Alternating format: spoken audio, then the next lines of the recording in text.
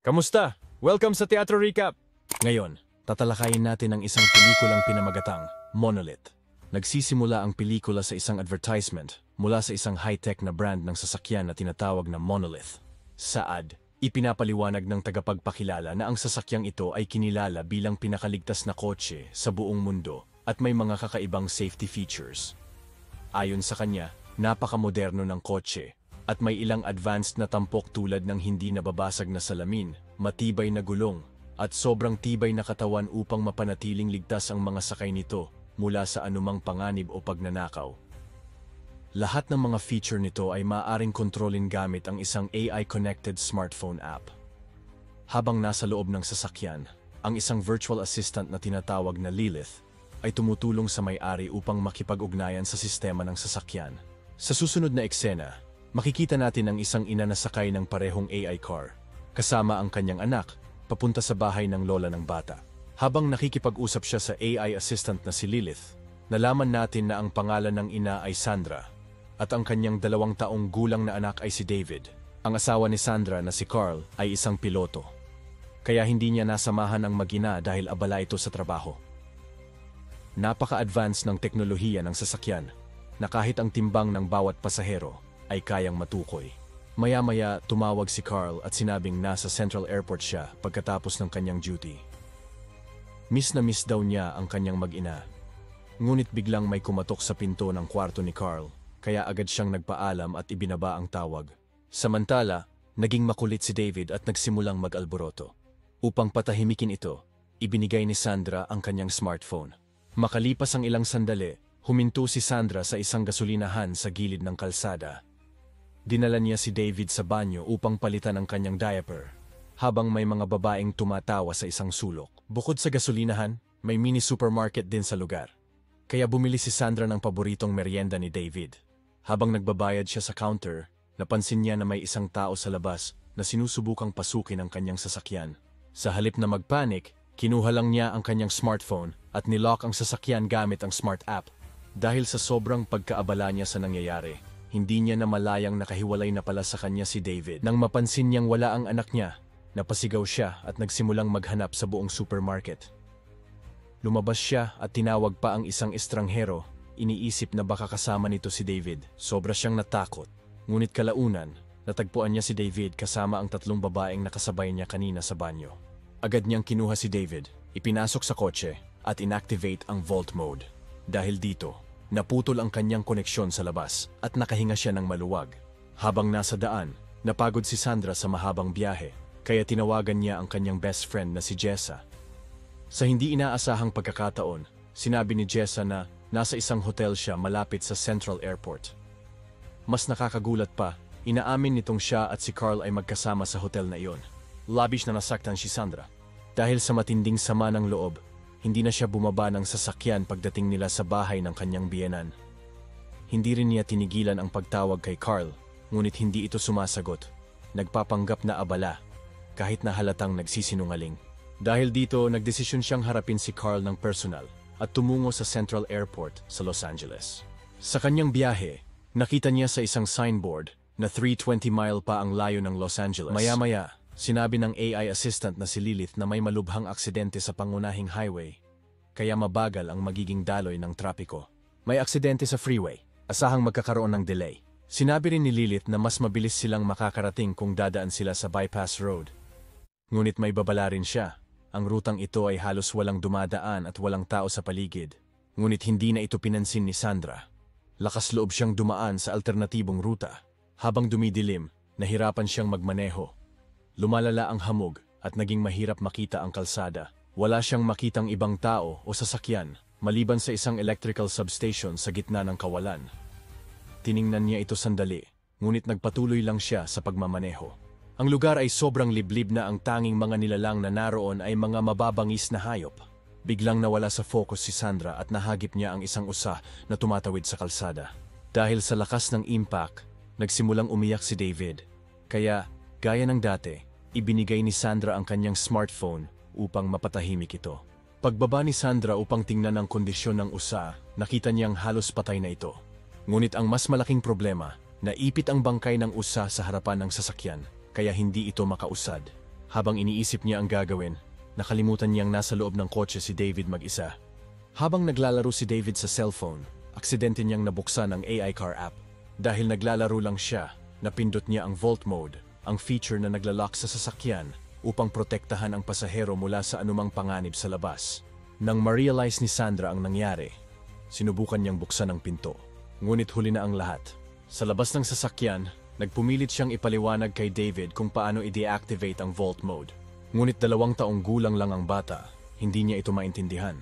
Sa sobrang desperasyon, napasigaw si Sandra sa kanyang anak. Dahil dito, nagulat si David at nabitawan ang cellphone na nahulog sa ilalim ng kanyang upuan. Dito niya napagtanto ang monolith car ay hindi lang isang gimmick sa advertisement. Totoong hindi ito mababasag. Sinubukan niyang hampasin ng bato ang salamin, ngunit ni isang crack ay hindi lumabas. Dahil sa patuloy na kabiguan, napagpasyahan ni Sandra na humanap ng ibang paraan. Mula dito, magsisimula ang tunay niyang pakikipaglaban para mabuhay. Dahil walang ibang pagpipilian, naglakad si Sandra pabalik sa electrical substation na nadaanan niya kanina, sa pag-asang may mahahanap siyang tulong. Matapos ang ilang minutong paglalakad, nakarating siya sa substation. Tumalon siya sa bakod at sumigaw para humingi ng saklolo. Ngunit wala siyang natanggap na sagot. Tila walang tao sa lugar. Dahil dito, pumasok siya sa isa sa mga silid ng substation at naghanap ng kahit anong maaaring magamit. Sa loob, nakahanap siya ng flashlight para sa dilim at isang malaking wrench na maaaring gamitin upang basagin ang salamin ng sasakyan. Habang papalabas siya, napansin niyang may isang ligaw na hayop na nakamasid sa kanya. Sa kanyang pagmamadali, tumakbo siya pabalik, ngunit inatake siya ng isang coyote. Dahil wala siyang ibang magawa, umakyat siya sa bubong ng kanyang sasakyan upang makaiwas sa mabangis na hayop. Sa kabila ng kanyang mga pagsubok na takutin ito, hindi na tinag ang coyote. Kaya sa kanyang huling paraan, sinimulan niyang hampasin ng wrench ang sasakyan upang i-trigger ang alarm. Dahil sa malakas na tunog ng alarma, tumakbo palayo ang coyote. Ngunit nang muling tumingin si Sandra sa loob ng sasakyan, nakita niyang nahihirapang huminga si David. Mula sa labas, sinubukan niyang pakalmahin si David hanggang sa nakahinga na itong muli at nakatulog. Sa matinding pagod, natulog na rin si Sandra sa ibabaw ng kanyang sasakyan. Kinabukasan, nagising si Sandra nang tumama na ang sikat ng araw sa kanyang mukha. Dali-dali siyang bumangon at sinilip ang kalagayan ni David. Sa loob ng sasakyan, mahina na ang bata, halatang gutom at dehydrated. Isa pang masamang balita, tumaas na rin ang temperatura sa loob ng sasakyan. Habang nagmumuni-muni, napansin niyang wala pa ring ibang tao sa paligid. Dahil dito, nagdesisyon siyang maglakad sa kahabaan ng daan upang humanap ng tulong. Sa kabila ng labis na uhaw at pagod, nagpatuloy siya sa paglalakad. Alam niyang napakalaking panganib ang iwan si David sa loob ng nagiinit na sasakyan, ngunit wala siyang ibang pagpipilian. Habang naglalakad, nakakita siya ng isang ilog. Dito siya uminom ng tubig at naghugas ng kanyang katawan upang kahit papaano'y lumakas ulit.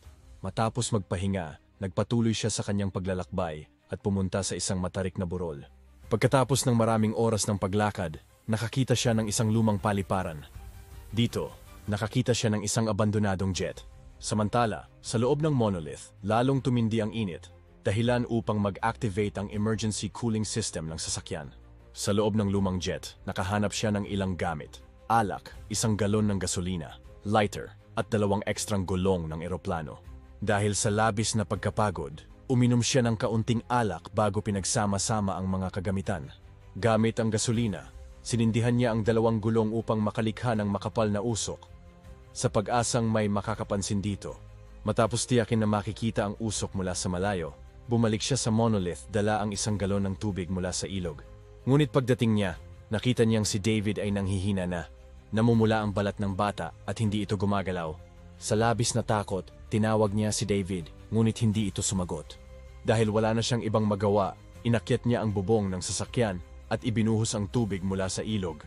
Ngunit walang nangyari, patuloy pa ring tumataas ang temperatura sa loob. Wala siyang ibang maisip na paraan, kaya muli niyang hinampas ng wrench ang bintana. Ngunit tulad ng dati, wala itong epekto. Sa huling tangkang iligtas ang anak, sinubukan niyang magsindi ng apoy sa labas ng sasakyan, sa pag-asang mag-detect ito ng usok at automatikong buksan ang mga pinto. Ngunit sa halip na bumukas ang bintana, tumigil pa ang emergency cooling fans ng sasakyan upang maiwasan ang pagpasok ng usok. Dahil sa sobrang pagod, napaupo si Sandra sa lupa at nakatulog. Sa kanyang panaginip, nakita niya ang isang eksena kung saan bumalik sila ni Carl sa lugar ng insidente makalipas ang 1 taon. Dito niya naunawaan ang kanyang mga pagkakamali.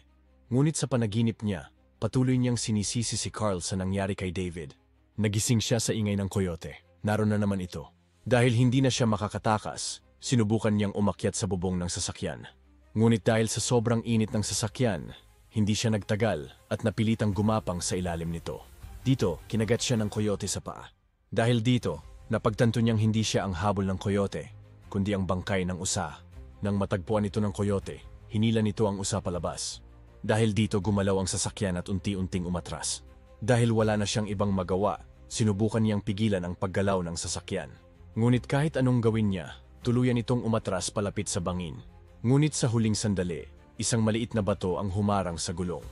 Dahilan upang huminto ang sasakyan. Habang nakatingin siya sa bangin, naalala niya ang cartoon na napanood niya sa gasolinahan, kung saan nabuksan ang isang safe matapos itong bumagsak. Dito niya naisip ang isang matinding plano.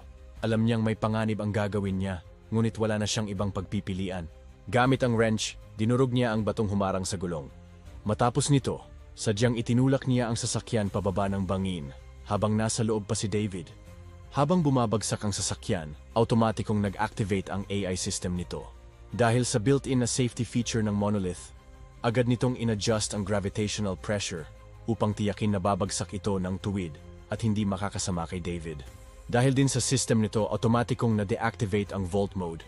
Nang bumagsak ito sa lupa, bumukas ang pinto. Dali-daling bumaba si Sandra sa bangin at pinuntahan ang sasakyan. Pagbukas niya ng pinto, kaagad niyang kinuha si David at sinimulang palamigin ang katawan nito. Gamit ang tulong ni Lilith, pinagana niya ang extreme off-road mode at matagumpay na nakaalis sa lugar. Sa huling eksena, nakarating sila sa ospital. Si David ay naka-confine, nakakabit sa mga tubo. Habang nag-aalala si Sandra, biglang dumilat si David at tinawag siyang mommy sa unang pagkakataon.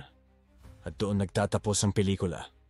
Huwag po kalimutang mag-subscribe, i-like at i-on ang notifications upang mapanood ang mas marami pang mga video na tulad nito. Salamat sa panonood.